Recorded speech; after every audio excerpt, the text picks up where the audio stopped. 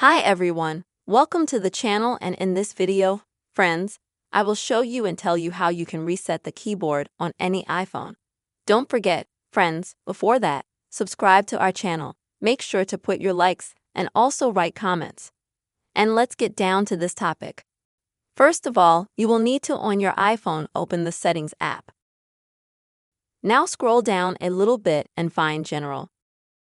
Now, you will be given two options on how you can do this. The first one, swipe to the very bottom, click Please Reset iPhone. Next, Reset and select the Reset Keyboard Settings section. After which you will need to enter your phone password. You may need to enter it twice. After which you will see that all the settings to your iPhone keyboard have been reset to factory defaults. And the second option of how you can do this is also in common. You will need to go to Keyboard and see. Then, at the top, click Keyboard.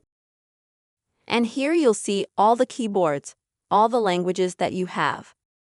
And you will need to, friends, delete all the keyboards that you have except, for example, one main keyboard that you would like to use. For example, if it's English, then you're gonna have to swipe from the right side to the left side of the language and hit delete. As you can see, instantly such a keyboard, such a language will be deleted. Also friends, when you delete such keyboards, when only one keyboard will be left, you will not be able to delete it anymore. So if you want to replace it, please click Add New Keyboard. Select the language you need from the list, and then delete the keyboard you had here. This way, also reset your keyboard settings manually.